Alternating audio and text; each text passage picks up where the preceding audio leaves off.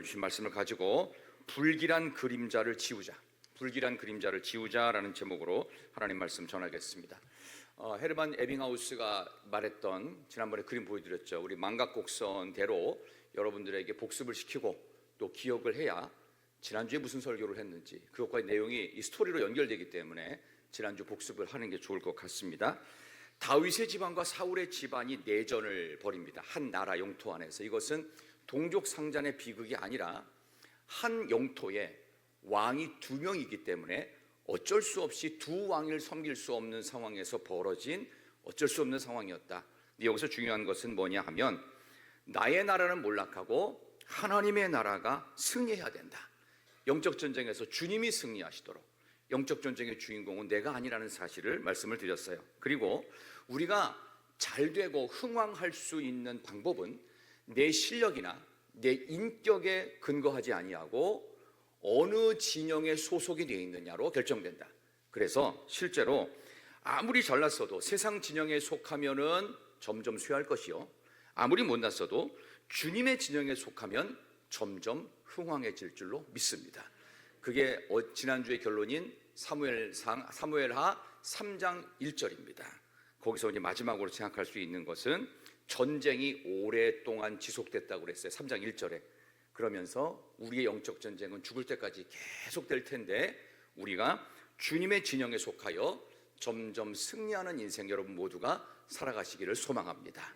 지금 이 모든 사실은 다윗이 그 헤브론이라고 하는 임시 정부가 있었던 곳에서 일어났던 일입니다. 오늘 2절부터 39절까지는 그 다음 이야기가 될 텐데요.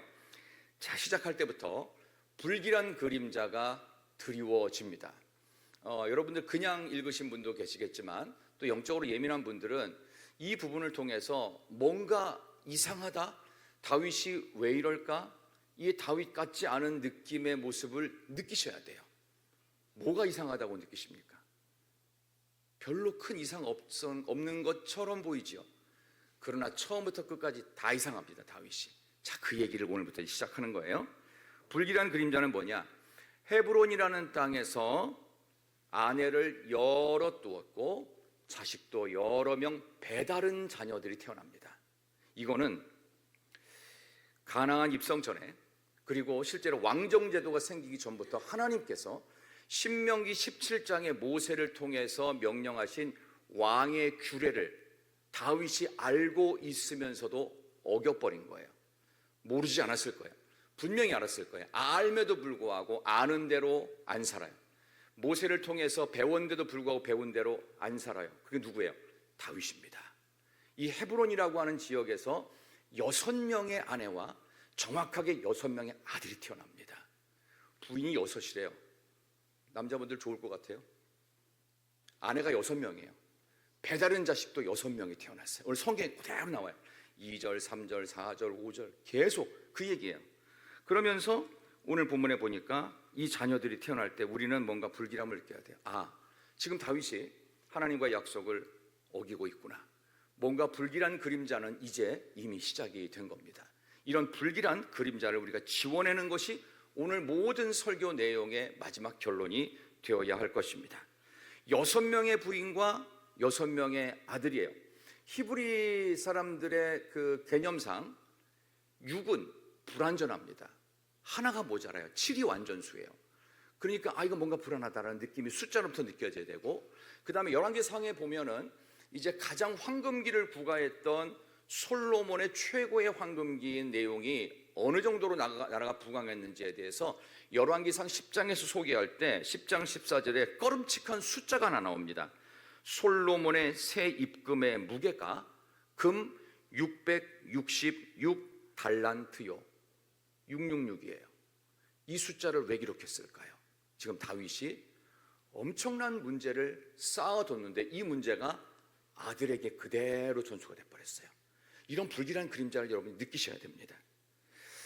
당시에 왜 다윗이 아내를 많이 두었을까요? 한 명 갖고는 부족해서 그랬을까요? 아닙니다. 세상에 많은 왕들이 다 그렇게 하기 때문입니다. 이것을 우리는 서양사에서 정략 결혼이라고 합니다. 정략 결혼을 통해서 정치적 안정을 도모하고 정권의 장기 집권을 노리려는 술책입니다. 그래서 서양사를 이제 공부해 보신 분들은 이런 얘기를 합니다. 서양에, 특히 유럽의 거의 모든 왕들은 서로 정략 결혼을 했던 한 왕조가 있었어요. 이 왕조의 이름을 합스부르크 왕조라고 합니다. 세계사 공부하면 다 배울 수 있어요. 합스부르크 왕조를 통해서 뭐 스페인부터 시작해서 독일, 영국 뭐 이런 나라들, 프랑스만 빠졌어요. 어쨌든 유럽이 다 모여 있잖아요. 경계선이 딱딱딱 붙어 있잖아요. 그 모든 왕조들이 전부 다 합스부르크 왕조의 정략 결혼 정책에 의해서 나라가 막 나누어진 거예요. 막 땅 따먹기 하듯이 막 금두고 막 이렇게 된 거예요. 그런 것처럼 여기 나오는 다윗도 정략 결혼을 통해서 정치적 안정과 장기 집권을 꿈꾸기 위해서 이런 방식을 도입합니다. 불길한 그림자를 우리는 느껴야 돼요. 3절에 보면은 압살롬의 모친의 고향이 나오는데 그술이라고 나와요. 그술은 북쪽 지역입니다. 그러니까 이거는 북쪽 지역이니까 딱 정치적으로 봤을 때 북쪽에 있는 이스보셋이라고 하는 사울 왕의 넷째 아들이에요. 죽은 사울 왕의 넷째 아들을 아브넬이 왕으로 옹립을 시킵니다. 거기를 견제하기 위해서 압살롬의 엄마랑 결혼을 한 거예요. 그런 개념이 되는 겁니다. 이런 일들이 여기에 정치 공학적인 게 다 깔려 있어요. 자, 그래서 당시에 이런 모습을 통해 다윗은 두 가지 모습으로 혼합주의를 갖게 됩니다. 다윗은 하나님을 의지합니다. 하나님께 기도 열심히 합니다. 믿음이 좋습니다. 플러스 세상의 방식도 동시에 사용합니다. 혼합주의 신앙이라고 합니다. 세상에서도 잘 되고 하나님 앞에서 잘 되는 일이 흔치 않습니다. 근데 다윗은 그 방법을 썼죠. 벌써 불길한 그림자가 복선으로 쫙 깔려야 돼요. 여러분, 세상이 교회에 실망하는 진짜 이유가 뭔지 아세요? 교회가 뭐 어려운 자를 돕지 않고 교회가 뭐 세상 일에 관심이 없고 그것 때문에 세상이 교회에 실망하지 않습니다. 진짜가 뭐냐? 예수 믿는 사람들이 예수 믿는 사람답게 거룩하고 구별되지 못한 행동을 하기 때문에 그런 겁니다. 우리는 예수 믿는 사람으로서 명확하게 드러나야 돼요. 하나님이 우리에게 원하시는 것이 거룩함이에요. 세상과 달라야 되는 거예요. 달라야 돼. 근데 다르지 않아요. 누구부터? 다윗부터. 하나님을 섬기고 하나님께 기도하면서 뭐예요? 방식은 세상의 방식을 그대로 갖고 옵니다. 이걸 세속주의라고 하고 혼합주의라고 합니다. 교회 안에 이거 들어오면 안 돼요. 어느 교회에서 뭐 하니까 좋다, 들어오면 안 돼요. 왜? 영성적으로 맞는지 안 맞는지는 목회자가 판단을 해야 됩니다. 굉장히 중요한 얘기입니다. 뭐 교회는 세상에서 못하는 일도 할 수 있어야 된다. 그거는요, 생명을 거는 일들을 하는 거예요. 세상도 포기하는 일들. 근데 그런 것들을 하는 게 맞는데, 여기 나오는 이 다윗은요, 세상에서 썼던 방법을 그대로 갖고 옵니다. 다윗의 문제점이 드디어 드러난 열매가 나옵니다. 여기 아들들이 6명이라고 그랬죠. 첫째 아들, 셋째 아들, 넷째 아들이 정말 쓴 뿌리의 열매를 맺습니다. 첫째 아들 암논은 강간을 합니다. 자기 형제를 강간을 합니다. 그 다음에 압살롬은 셋째인데요, 살인도 저지르고 반역도 합니다. 압살롬의 반역이라고 하잖아요. 그 다음에 아도니아 같은 경우도 탐욕을 부리다가 또 작은 반역을 아버지 선왕 다윗에게 합니다. 6명 중에 3명이 폐륜합니다. 얘 다 죽어요. 반역 일으켰다 싹 다 죽습니다. 집안이 평안할 날이 없었겠죠. 왜 그럴까요? 하나님께서 명하신 왕의 규례에서 왕은 삼가 여자를 많이 두지 말 것이요, 아내를 많이 두지 말라고 했습니다. 자, 그러면 많이 두지 않으면은 6명 말고 3명이면 괜찮을까요? 아니요. 그런 이야기는 성경에 없습니다. 말라기 2장 보겠습니다. 일부 일처제에 대한 명확한 얘기를 제가 해드릴 테니까 앞으로 어디 가서 희락교회 다니는 교인으로서 이거 헷갈리지 마시기 바랍니다. 말라기 2장 보세요. 말라기 2장 14절과 15절입니다. 14, 15절 보면 하나님이 왜 일부 일처제를 정하신 이유와 정확한 명령을 들을 수 있어요. 말라기 2장 14, 15절. 너희는 이르기를, 다 같이 앞을 보시고 시작.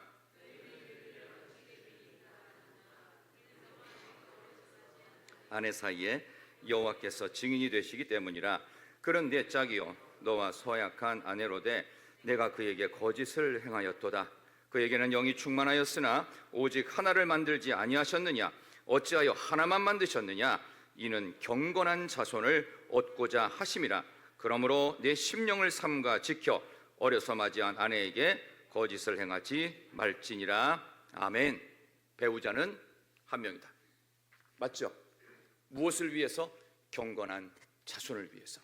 하나님이 정하신 것을 어기면 그때부터 비극이 시작됩니다. 망할 일을 하시려면 그거 하십시오. 그러나 망하지 않고 점점 흥왕하여 가시려면 주님의 지정에 들어와서 하나님의 말씀대로 있는 그대로 순종하십시다. 망하려고 작정한 분들이 여러 곳에서 발견됩니다. 다윗도 지금 그 길을 걷고 있기에 아유, 다윗도 그러는데 뭐 나는 괜찮겠지. 아니요, 그러지 말라는 겁니다. 지혜로운 사람은 역사에서 배우는 것입니다. 근데 미련한 사람은 어떻게 하는지 아세요? 일을 터뜨리고 나서 후회합니다. 여러분, 아무쪼록 지혜 있는 하나님의 말씀을 명확히 알아서 다윗의 전철을 밟지 않고 하나님 말씀대로 복받는 하나님 백성 되기를 축원합니다. 옆에 계신 분 인사합시다. 말씀대로 살아 복받읍시다. 시작. 말씀대로 살아 복받읍시다. 복을 받으셔야 돼요. 하나님의 복이 여러분에게 안전하게 임하기를 소망합니다. 자, 다윗의 문제가 이렇게 불거졌는데요. 자, 13절 한번 보시겠어요? 오늘 본문 사무엘하 3장 13절 한번 보겠습니다. 다윗이 이르되 13절 3장 13절 시작. 다윗이 이르되 좋다. 내가 너와 언약을 맺거니와 내가 네게 한 가지 일을 요구하노니 나를 보러 올 때에 우선 사울의 딸 미갈을 데리고 오라. 그리하지 아니하면 내 얼굴을 보지 못하리라 하고. 아멘. 참 다윗에 대해서 좋은 얘기를 하고 싶은데 좋은 얘기가 안 나와요. 다윗의 여자 욕심이 끝이 없었어요. 이미 다른 남자의 부인이 된 죽은 사울 왕의 딸 미갈, 이 첫사랑이었단 말이에요. 근데 사울 왕이 이제 죽일 놈으로 다윗을 찍은 바람에 이 미갈을 딴 데 시집을 보내버렸어요. 그러니까 첫날 밤도 못 치르고 보낸 것 같아요, 이 상황 자체가. 그러니까 이제 옛사랑에 대한 아련한 추억이 떠오르는 거예요. 고등학교 때 시절에 사랑했던 그 짝순이 얼굴이 떠오르기 시작하면서 걔를 만나봐야 되지 않을까. 그때 그 오파의 그 모습이 떠오르면서 그 오파를 지금 이 나이에 만나면 내 가슴에 막 불이 타지 않을까. 이런 아련한 그림자 때문에 다윗이 왕이 되고 나니까 죄송합니다, 그 짓을 했어요. 그래서 미갈을 데려옵니다. 그리고 그 남편이 울며 따라오는데 아브넬 장군이 어떻게 해요? 돌아가라. 그래서 울며 한 남자를 그냥 호레비로 만들어버렸어요. 누가요? 다윗이요. 정말 나쁜 놈이죠. 다윗보다 괜찮은 사람 우리 중에 많은 것 같아요. 느낌이 그래요. 근데 다윗이 왜 그랬을까요? 다윗은 힘들었던 시절에는 이게 탈로가 안 났어요. 근데 좀 생활이 펴지기 시작하고 왕이 되면서 이제는 어떻게 해요? 숨겨졌던 자신의 치부가, 치명적 문제가 그때부터 드러나기 시작합니다. 그래서 나중에 밧세바 사건을 사무엘하 11장에 가면은 이걸 또 어느 날 금요일 날 제가 말씀을 전할 텐데, 이 사건은 수많은 여자 욕심으로 한계 없이 살았던 다윗에게는 별것도 아닌 한 에피소드였을 뿐입니다. 이것이 나중에 솔로몬 아들에게 전수가 됩니다. 다윗은요 10명의 부인이 있었어요. 솔로몬은 몇 명이었는 줄 아십니까? 1000명입니다. 아버지의 100배가 많은 여자들이 그에게 처첩으로 잔뜩 깔립니다. 이게 왜 그랬을까요? 한계 없이 살면 이런 일이 벌어집니다. 그래서 여러분들, 어느 정도 내가 좀 못하는 게 있는 것도 저주가 아니에요. 또 감사한 일일 수 있어요. 내가 길을 펴지 못하고 사는 것도 그렇게 나쁜 것도 아니에요. 그게 힘들고 불편할 수는 있지만 안전할 수도 있는 거예요. 안전한 게 더 좋은 거예요. 길을 못 펴고 살아가지고 좀 주눅든 거 괜찮습니다. 하나님의 진영에 속하는 한 하나님은 점점 흥왕하게 하실 줄로 믿습니다. 사무엘하 3장 1절에 나오잖아요. 그 내용을 기초로 했을 때 점점 흥왕에 가야 되는데 다윗이 발목이 잡힙니다. 자, 그럼 하나님께서 언제 경계를 정하셨냐? 이거 질문하시는 분을 위해서 욥기 38장 보세요. 욥기 38장, 이것도 언더라인을 해놓으시면 나중에 하나님은 항상 제한 규정을 두시고 하나님은 경계를 명확하게 설정하시는 분이라는 사실을 욥이 고백을 해요. 자, 욥기 38장 10절과 11절, 욥기 38장 10절 11절입니다. 욥기 38장 10절과 11절. 자, 우리 앞을 보시고 한번 읽어보십시다. 한계를 정하여 시작.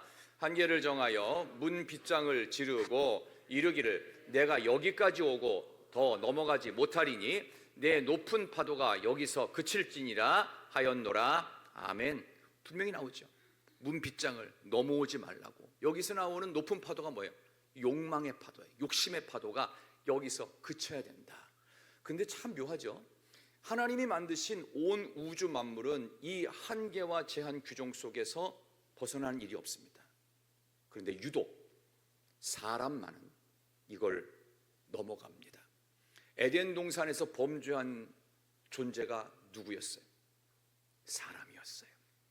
지금도 이 한계를 넘어가는 존재는 우리밖에 없습니다. 그러니까 성경을 통해서 우리의 인생 매뉴얼을 명확하게 설정하신 거예요. 욥기 38장에 나오는 이 말씀을 통해 하나님이 정하신 경계를 넘어갈 때, 내게 맡겨주신 이 역할과 선을 넘길 때 엄청난 문제가 생긴다는 것을 하나님의 창조 섭리 속에서 기억하셔야 될 줄로 믿습니다. 다윗이 그랬다고. 다윗이 여자에 대한 끊임없는 욕심은 그의 처첩들이 무지 많아졌고 그걸 아들이 그대로 답습합니다. 1000명, 아버지보다 100배나 많은 여자들이 그 주변에 있었어요. 3년에 한 번씩 들어가서 얼굴 볼까 말까 하는 그런 상황이에요. 그러니까 이렇게 사람이 여자가 많으면 얼마나 남자가 정신이 없을까 하는 생각도 들지 않습니까? 한번 그렇게 해보다 죽고 싶다라는 분들이 있으면은요, 저기 교무실로 와가지고 또 따로 좀 교육을 좀 따로 받아야 돼요. 근데 이게 뭐 사람에게서는 이제 그런 일이 거의 없는데, 우리는 만족 없이 경계 없이 하는 일들이 사람에 대한 욕심, 뭐 이성에 대한 욕심 말고 없나요? 있을걸요? 명품, 가방은 몇 개 있어야 돼요. 큰 거, 작은 거, 중간 거만 있으면 되죠. 근데 아니더라고요. 가방이 수십 개가 있는데 메고 나갈 가방이 하나도 없어. 수십 벌의 옷이 있는데 입고 나갈 옷이 한 벌도 없어. 이것도 한계 없이 제한 없이 사는 인생의 안 좋은 모습 아닐까요? 뭐 그것만이 아니라 구두, 신발, 뭐 등등등. 여러분은 그런 욕심 없으시죠? 있는 걸로 생각하겠습니다. 어쨌든 다윗의 모습이 우리의 모습이라는 사실은 우리는 인정해야 됩니다. 자, 그렇다면 어려워서 숨겨졌던 문제가 화려해지자 드러나는 일들이 많다는 것을 또 증명하는 한 마리의 동물이 있습니다. 그게 뭐냐면 수컷 공작새입니다. 수컷 공작새가요, 평소에는 이렇게 그 날개를 축 접고서 기다란 날개, 거기에 이제 공작털이 예쁜 무늬가 있는 공작털을 축 내리고 있어요. 근데 뭐 멋있는지 몰라요. 그냥 수수해 보이고 이게 꼬리가 긴가 싶죠. 그러다가 이제 수컷 공작새가 좀 이렇게 흥분을 하면은 이걸 쫙 펼치잖아요, 그죠? 그럼 이게 쫙 펼쳐졌을 때, 제가 어렸을 때 그게 있는 농장 근처에 살아본 적이 있어 알아요. 와, 너무 멋있더라고요. 그거 보면서 나중에 그 공작털 하나 빼오려고 막 꼬챙이 갖고 잡아당기고 했던 기억도 나는데, 근데 놀라운 신비가 있어요. 저는 그걸 봤기 때문에 아는 거예요. 수컷 공작새가 이렇게 쫙 펼칠 때 혹시 뒷모습 보신 분 있어요? 뒷모습 없으신가요? 나중에 한번 그 내셔널 지오그래픽이나 유튜브 한번 검색해 보세요. 수컷 공작새가 이게 꼬리를 쫙 폈을 때 뒷모습 보면요, 유일하게 그때만 수컷 공작새의 항문이 아주 노출이 심하게 됩니다. 꼴보기가 싫어요, 뒷모습은. 뒷모습을 안 보는 거예요. 앞모습만 보고 아유 뒤에는 안 봐야지. 그래서 이렇게 가는 경우. 근데 얘가 또 돌아, 이렇게 빙글빙글 또 돌아요. 그럼 뒷모습을 봐가지고 아유 꼴보기 싫어요. 막 아유 저 엉덩이로 이렇게 벌렁거리고 있어. 막 그게 보기 싫거든요. 이게 뭡니까? 겉은 화려할지 모르지만 숨겨진 치부들이 드러날 때가 있습니다. 내가 화려해지고 내가 인생이 펴고 내가 잘 나가고 성공했을 때 내 치부가 그대로 드러날 수 있어요. 그러니까 아까 말씀드린 대로 조금 잘 나가지 못해도 그게 안전할 때가 더 있다는 거. 그러니까 너무 그거 갖고 잘 못 나간다, 좀 그렇게 위축되신 분이 있거든. 괜찮다, 안전하다 생각하시고 잘 나갈 때는요 더욱 조심하셔야 돼요. 이게 다윗의 아주 큰 실수가 되어서 자녀에게 이어지고, 그리고 이스라엘 나라가 반쪽이 되는데 솔로몬의 1000명의 부인들이 그 역할을 크게 했습니다. 온갖 우상들을 다 갖고 들어옵니다. 그렇죠? 그러니까 우상이 가득한 나라는 반드시 분열되게 되어 있습니다. 지금 대한민국의 모습이 참 많이 분열되어 있다는 걸 느끼시죠? 이게 이데올로기 때문에 그런 게 아닙니다. 하나님의 흔적은 점점 지워지고 자기 소견에 옳은 대로 하는 정치인들이 이런 판을 만들고 있는 거예요. 하나님이 없는 곳에는 어떤 평화도 없고, 하나님의 흔적이 지워지면 거기에는 죽음뿐이고 평화는 사라질 것입니다. 지금 중국의 그 현실이 이제 2026년 됐으니까 시진핑이 가장 강력한 정책을 쓰죠. 종교 말살 정책을 쓰고 있는데, 특히 지금 중국 안에서 그래도 명맥을 유지하고 있던 가정교회들이 있습니다. 지금 다 불태우고 다 없애버리는 거, 우리나라 방송엔 잘 안 나와요. 근데 제가 이제 정기적으로 구독하고 있는 책이 한 권이 있는데요. 그게 순교자의 소리라는 책이 있습니다. 거기 보면은 기독교 탄압 국가가 어떤 일을 벌이고 있는지에 대해서 자세히 나옵니다. 나중에 한번 유튜브 검색해 보세요. 순교자의 소리라는 책을 들어가 보시면 중국이 얼마만큼 기독교의 씨를 말리려고 작정했는지를 알 수 있어요. 하나님의 흔적이 중국에는 이제 없습니다. 거기에 있는 모든 목회자들과 선교사들은, 외국 선교사는 이미 다 추방이 돼버렸고요. 어떤 예배도, 어떤 찬양도, 어떤 것도 이제는 법적으로 금지되어 있습니다. 그래서 옛날에는 뭐 10명 이하는 그냥 허용했는데 지금은 없어요. 지금 단 한 명도 못하게 되어 있어요. 중국은 지금 복음의 완전 불모지. 혹 지하교회가 숨어서 살아있다면 북한과 동일한 수준으로 중국 사회는 영적인 동토가 되어가고 있다는 것. 우리는 중국에서 가장 가까운 나라예요. 우리에게 영향 없을 것 같습니까? 있어요. 중국은 미국 다음으로 엄청난 대국이기 때문입니다. 이번 이제 주일이 지나고 나서 다음 주 목금토 우리 중고등부 겨울 수련회를 갑니다. 약 20명이 참석한다고 들었고, 출발할 때도 제가 기도를 해주고 나중에 도착할 때도 각자 뿔뿔이 안 흩어지고 교회로 모여서 제가 기도를 해주려고 해요. 잘 기억하셔야 됩니다. 우리 자라나는 다음 세대들이 수련회를 통해서 하나님이 주시는 귀한 음성을 들어야 됩니다. 그러나 수련회는 이벤트예요. 주일 예배가 1000배 만배 중요합니다. 그거 피곤하다고 주일날 안 나오면 안 돼요. 굉장히 중요한 거예요. 이걸 모르면 교사로서의 자격이 없는 거예요. 이걸 알아야 돼요. 청년들이 이제 다다음 주 간다고 들었어요. 청년들 똑같아요. 목금토 간다고 들었어요. 마찬가지예요. 기도받고 시작하고 기도로 끝내야 돼요. 중간에 딴 데 세면 안 돼요. 뭐 밥 먹고 이런 거는 알아서 하고, 그 다음에 왔을 때는 기도로 출발하고 기도로 도착해야 돼요. 영적인 이 울타리에서 벗어나는 순간 다윗처럼 엉망이 될 수 있다. 하나님도 섬기지만 세상의 방식도 도읍해서 혼합주의 신앙으로 그는 결국 나라를 두 쪽 만드는데 결정적인 역할을 했다는 거 잊지 않으셔야 됩니다. 그 다음에 나오는 내용이 이제 아브넬이라고 하는 북이스라엘의 장관에 대한 문제였습니다. 한번 6절 보겠습니다. 6절 보세요. 자, 오늘 본문 사무엘하 3장 6절을 먼저 한번 보겠습니다. 사무엘하 3장 6절. 사울의 집과 시작. 아브넬이 사울의 집에서 점점 권세를 잡으니라. 아멘. 자, 아브넬이 이스보셋이 점점 권세를 잡아야 되는 거 아니에요? 그죠? 이스보셋이 왕이잖아요. 왕으로 세웠는데 왕이 권세를 잡아야지 왜 군대 장관이 권세를 잡냐고요. 이게 주객이 전도된 거죠. 벌써 불길한 느낌이 확 와야 돼요. 아, 이 나라 얼마 못 가겠구나, 이런 느낌이 딱 들어야 됩니다. 그의 집안은 망해갔지만 본인은 날개를 펴고 있는 그런 꼴입니다. 그러자 교만의 치부가 드러나서 결국은 7절에 사건을 벌입니다. 한번 보겠습니다. 3장 7절 다 같이 사울에게 시작. 사울에게 첩이 있었으니 이름은 리스바요 아야의 딸이더라. 이스보셋이 아브넬에게 이르되 내가 어찌하여 내 아버지의 첩과 통간하였느냐 하니. 참 회개망측한 상황이 벌어집니다. 이 군대 장관이 선왕, 돌아가신 사울 왕의 부인이에요. 사귀는지 어쨌든지 잠자리를 덜커덕 해버렸네요. 그러니까 이런 일이 있을 수가 없는 일이에요. 이거에 대해서 이제 이스보셋이 따지고 들죠. 어찌하여 그런 일을 벌였느냐, 선왕의 그 부인을 왜 건드렸느냐. 그랬더니 이제 가관이 벌어집니다. 자, 그 다음에 8절 9절. 자, 이거 참 읽기도 참 민망한데, 자, 아브넬이 자기가 세운 왕에게 이렇게 화를 내고 있습니다. 보세요. 아브넬이 8절 9절 시작. 아브넬이 이스보셋의 말을 매우 분하게 여겨 이르되 내가 유대의 계머리냐? 내가 오늘 당신의 아버지 사울의 집과 그의 형제와 그의 친구에게 은혜를 베풀어 당신을 다윗의 손에 내어주지 아니하였거늘 당신이 오늘 이 여인에게 관한 허물을 내게 돌리는도다. 여호와께서 다윗에게 맹세하신 대로 내가 이루지 아니하면 하나님이 아브넬에게 벌 위에 벌을 내리심이 마땅하니라. 아멘을 해야 되는데 참 입이 안 떨어집니다. 내가 유다의 계머리냐는 거예요. 내가 그 정도밖에 안 되냐?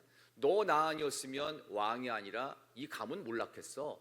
나 때문에 잘 된 줄 알아. 나 때문에 왕 된 거야. 어디서 까불고 있어. 이런 식이에요. 이게 할 일이 아니에요.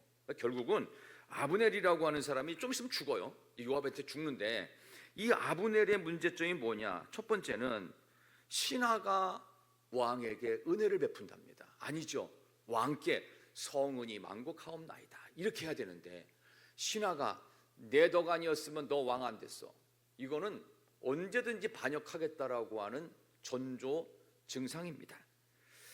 아브넬은 내가라는 말을 많이 씁니다. 얼마나 교만하는지 왕에게 자주 화를 냈습니다.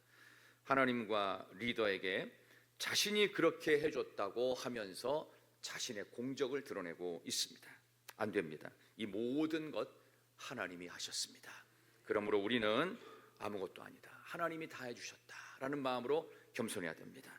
두 번째, 아브넬은요 무책임합니다. 자, 그래가지고 이 이스보셋이 한번 이렇게 뭐라고 자기가 하는 일에 대해서 이렇게 토를 달았다고 조금 있다가 쪼르륵 달려가가지고 다윗한테 붙어버려요. 자, 12절 보세요. 12절 아브넬의 무책임한 모습이 나와요. 12절 아브넬이 시작.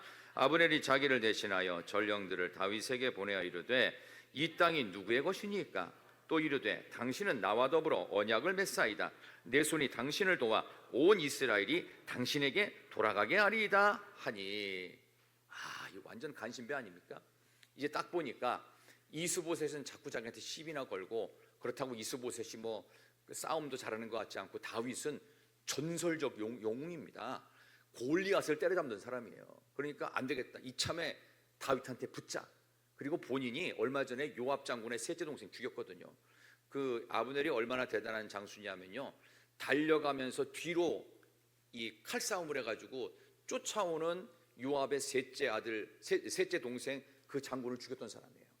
무예가 뛰어난 사람입니다. 그러니까 내 정도 실력이면 요압 저런 거 제끼고 다윗의 군대 장관으로 다윗과 한편 먹고서 온 이스라엘 12지파에 내가 군대 장관, 총사령관 될 수 있겠다, 이런 야심에 찬 마음으로 다윗에게 제안을 한 겁니다. 온 이스라엘을 당신께 바치겠습니다. 얼마나 좋습니까? 자, 그때 다윗이 어떻게 하죠? 무슨 소리냐? 선왕 사울의 아들인 이스보셋이나 똑바로 보필해라, 이렇게 안 합니다. 불길하지 않습니까? 벌써 다윗이 얼마만큼 세속화되어 있는지가 느껴지죠. 그러면서 요구했던 게 사울의 딸 미가를 데려오는 조건으로 내가 너를 만나주겠다 이거예요. 참 다윗의 모습이 이 정도로 망가질 줄이야. 하나님을 섬기는 자가 세상의 방법을 도입하는 순간 이렇게 될 수도 있습니다. 세상 사람들보다 못한 모습으로 교회가 욕먹는 꼴을 지금 다윗이 벌리고 있다. 우리도 예외가 아닙니다. 그러므로 한번 섬겼으면 끝까지 충성, 이게 맞습니다. 저는 여기서 이런 말씀을 좀 드리고 싶어요. 적용이 중요한 건데, 책임지지 못할 거면서 교회를 세우려고 헌신했다가 뭐가 마음에 안 든다고 교회를 떠나시는 분들이 종종 있습니다. 그러시면 안 됩니다. 아브넬처럼 무책임하고 교만한 마음으로 그런 마음을 먹지 마십시오. 거꾸로 이렇게 말하고 싶어요. 야, 아브넬아, 너 그럴 거면 왕을 왜 세웠니? 세웠으면 끝까지 충성을 하고 순종을 해야지 왜 주인을 바꾸냐? 이렇게 얘기를 해야 되는 거예요. 그게 다윗이 해야 될 말이었어요. 근데 다윗은 그 말을 안 합니다. 다윗의 욕심이 얼마나 커졌는지 알 수 있어요. 지금 우리는 여기까지 어떻게 하셨는지에 대한 이 전까지의 시간에 대해서 물어볼 필요가 없어요. 이미 끝난 시간이에요. 그렇다면 저는 그 다음에 목회를 하는 사람으로서 좀 분명히 밝히고 싶은 게 있어요. 저는 어떻게 할 거냐면, 성경적인 목회 철학과 기도와 말씀 증거의 원칙을 가지고 제2대 담임 목사로서 30여 년 동안의 아름다운 교회 전통을 계속 승계할 것입니다. 제대로 승계할 것입니다. 거기에 핵심 키워드는 성령운동입니다. 말씀, 기도. 사도들이 말씀과 기도에 전념했던 것처럼 저는 말씀을 전하는 일을 위해서 최선을 다하고 기도하는 일을 위해서 최선을 다할 것입니다. 여러분은 헌신해 주시고 순종해 주시고 세상적인 방법이 아니라 하나님의 은혜 안에서 말씀 안에서 잘 따라와 주시면 하나님께서 우리 교회를 귀하게 겸손하게 또 가장 위대하게 사용하실 줄로 믿습니다. 옆에 계신 분에게 인사 한번 하도록 하겠습니다. 우리는 희락교회입니다. 우리는 희락교회입니다. 하나님께서 그렇게 여러분들을 아름다운 교회로 정말 기쁨이 넘치는 교회로 만드실 줄 믿습니다. 마지막 세 번째로 여기 아브넬의 문제가 있는데, 첫 번째는 그가 주객을 전도시켰어요. 주인을 끝까지 안 섬기고 무책임하게 주인을 바꿨다는 얘기예요. 그 다음에 또 하나 문제가 있어요. 자기가 마음을 변심했으면서 하나님의 이름을 들먹입니다. 그런 분들 많습니다. 오늘 본문에서 그런 얘기가 나오죠. 17절 18절 보면은 18절 보세요. 18절에 이제 그대로 하라. 여호와께서 이미 다윗에게 말씀하셔서 이스라엘을 구원하고 블레셋 손에서 건져내고, 아니 이거는 이스보셋이라고 자기가 세운 왕 앞에서 할 말이에요. 근데 이거를 왜 다윗한테서 하냐고요. 이거는 요압 장군이 해야 되는 말이에요. 이게 뭐 하는 짓이에요 이게. 이 정도로 그는 자기의 마음이 변했다는 것을 하나님의 이름으로 둔갑시키고 있습니다. 조금 이제 우스갯소리로 들으세요. 청년 중에서, 진짜 우스갯소리니까 그냥 너무 부담 갖지 말고 들으세요. 청년 중에서 제일 나쁜 놈이 누군지 아세요? 청년 중에서 제일 나쁜 놈, 본인이 좋아해서 사귀었다가 뭐가 좀 그래서 헤어지면서 하나님께 기도해 보니까 난 너가 아닌 것 같아. 그러면 사귀기 시작할 때 그때 기도를 했어야지. 왜 이제 와서 기도를 했는데 기도가 바뀌냐고요. 그럼 그렇게 좋아하는 마음이 들었으면 솔직하게 내 마음이 좀 변했어, 나하고 넌 아닌 것 같아, 이렇게 얘기하지. 왜 하나님의 이름을 들먹이면서 기도했는데 아닌 것 같다고 말도 안 되는 소리 하지 마세요. 지 마음이 바뀐 거지. 정직해야 돼요. 아무래도 하나님의 뜻이 아닌 것 같다. 아닙니다. 하나님의 뜻을 묻지도 않고 아주 심하게 가까워졌으면서 이제 와서 끊어버리겠다고요. 그러면 나쁜 놈이에요. 나쁜 놈들도 있나 모르겠어요. 어쨌든 나쁜. 그러면 안 됩니다. 한번 정했으면 아까 말씀드렸던 것처럼 끝까지 갈 수 있는 헌신과 충성의 모습이 우리에게 있어야 될 것입니다. 아브넬이 한 일을 반복하지 마십시오. 교회 등록할 때도요, 하나님의 뜻을 묻고 등록해야 됩니다. 근데 등록을 했으면 어떻게 해요? 이제는 순종하고 충성하며 끝까지 가야 됩니다. 이게 중요한 겁니다. 요즘 사회에 문제가 되는 것 중에 하나가 뭐냐 하면 교회 쇼핑을 합니다. 뜨내기가 됩니다. 여기 몇 년 다니다가 저기 몇 년 다니고, 교회도 몇 년씩 끊어. 3년씩 끊어요. 여기도 다니고 여기 3년, 여기 4년, 여기 10년 뭐 이래가지고 끊다가 결국은 맨 처음 교회로 돌아와. 그때 나이가 많은 할머니가 됐어요.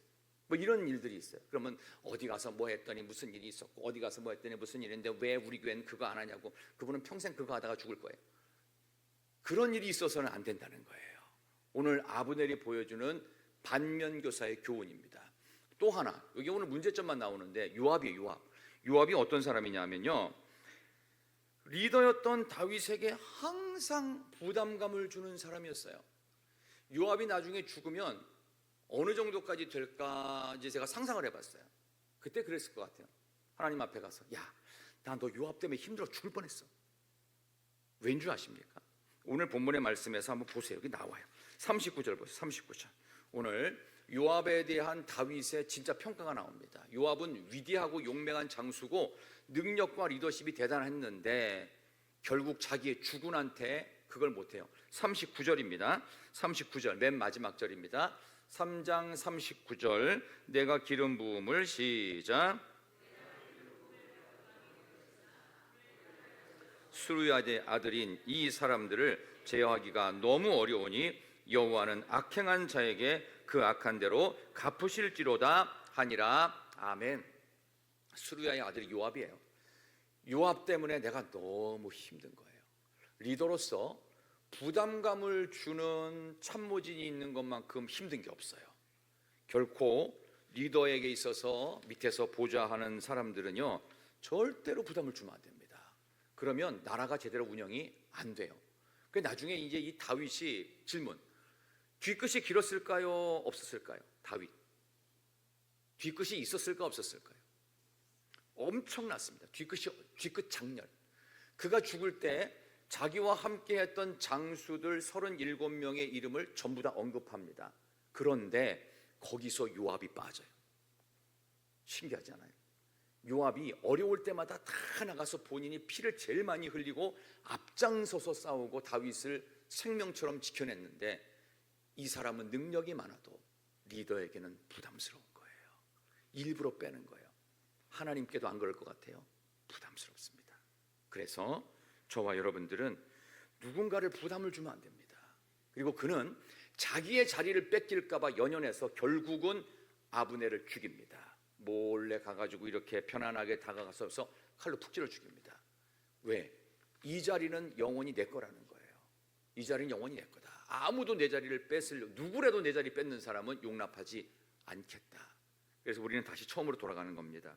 이 모든 일들, 내가 지금 이 자리에 있는 것도, 여러분들이 그 자리에 계신 것도 전부 다 하나님이 하셨습니다. 겸손한 마음으로 충성하겠습니다. 좀 부담되죠? 오늘 설교 들으니까, 그죠? 근데 이 얘기를 해야 돼요, 여러분에게. 그래야 여러분들이 가장 중요한 원칙을 지켜갑니다. 여러분, 목회자가요, 비전을 공유해야 돼요, 선포해야 돼요? 선포하고 끝나는 거예요. 하나님께서 모세에게 뭐 하라고 했는데, 모세가 그래, 그럼 백성들한테 가서 하나님이 이거 하라고 했는데 할까 말까 물어본 적 있어요, 없어요? 없어요. 예수님께서 십자가를 지셔야 되는데, 얘들아 12제자 모여봐, 마태야, 요하나, 야고보야, 내가 얼마 있다가 십자가 져야 될 것 같거든. 근데 그 져야 되냐 말아야 되냐 물어보신 적 있어요, 없어요? 없어요. 선포하고 끝이에요. 그 선포하고 나서 십자가 지고 돌아가시니까 다 도망갔어요. 아무도 없어요. 언제 돌아오죠? 예수님이 부활하신 이후에 돌아왔는데 그때도 두려워했어요. 그러다가 마가다락방에 성령을 받고 돌아오는 거예요. 저는 여러분들이 성령을 받으시고 저에게 돌아오는 게 아니라 하나님께 돌아가시기 바랍니다. 하나님께 돌아가면 하나님께서, 하나님도 섬기고 세상 방식도 취하는 이런 혼합주의의 엉터리 신앙에서 진짜 예수 믿는 사람으로, 진짜 교회를 사랑하는 사람으로 만들어주시길 소망합니다. 목회자가 원하는 걸 사는 게 아닙니다. 성령께서 여러분을 주관하시, 여러분 하나님 앞으로 몰아가잖아요. 그럼 리더십은 당연히 자연히 인정하게 돼요.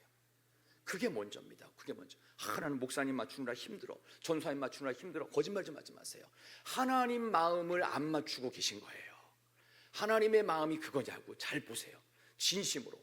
보이지 않는 하나님을 사랑한다, 섬긴다 하면서 보이는 사람을 왜 못 사랑하고 못 섬깁니까? 거짓말이에요. 그렇지 않아요.